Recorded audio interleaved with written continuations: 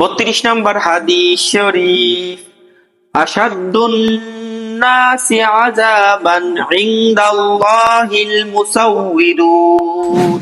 আসসালামু আলাইকুম ওয়া রাহমাতুল্লাহ। সম্মানিত প্রিয় অভিভাবকবৃন্দ, আশা করি মহান রব্বুল আলামিনের অশেষ মেহেরবানি ও দয়ায় আপনারা সকলেই ভালো আছেন।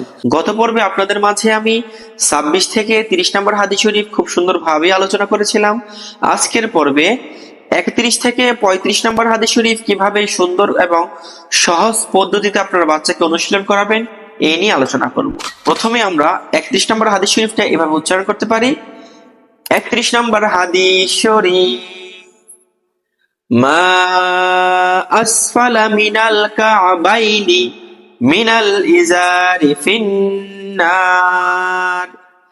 31 নম্বর হাদিস শরীফের অর্থ, পুরুষের টাকনুর নিচের যে অংশ পায়জামা বা লুঙ্গি দ্বারা ঢাকা থাকে তাহা দোজখে যাইবে। 32 নম্বর হাদিস শরীফ, আশাদ্দুন নাসি আযাবান ইনদাল্লাহিল মুসাউউিদুন। 32 নম্বর হাদিস শরীফের অর্থ, ছবি বানানে ওয়ালাগণ আল্লাহ তাআলার নিকট ভীষণ শাস্তি ভোগ করিবে।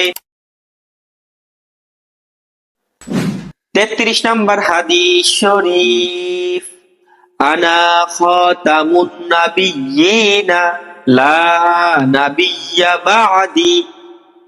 33 নম্বর হাদিস শরীফের অর্থ, আমি শেষ নবী, আমার পরে আর কোন নবী আসিবে না।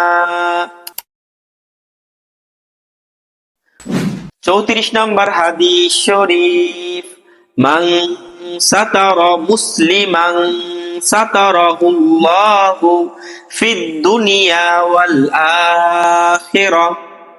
34 নম্বর হাদিস শরীফের অর্থ, যেই ব্যক্তি কোন মুসলমানের দোষ গোপন রাখিবেন আল্লাহ তাআলা দুনিয়া ও আখিরাতে তাহার দোষ গোপন রাখিবেন। 35 নম্বর হাদিস শরীফ, লা তাত্তাখিযুল কুবুর মাসাজিদ।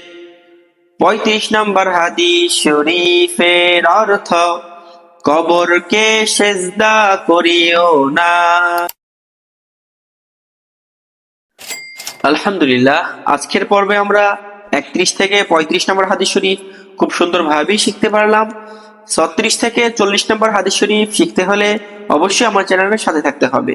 সকলে ভালো থাকুন। আসসালামু আলাইকুম ওয়া রাহমাতুল্লাহি ওয়া বারাকাতুহু।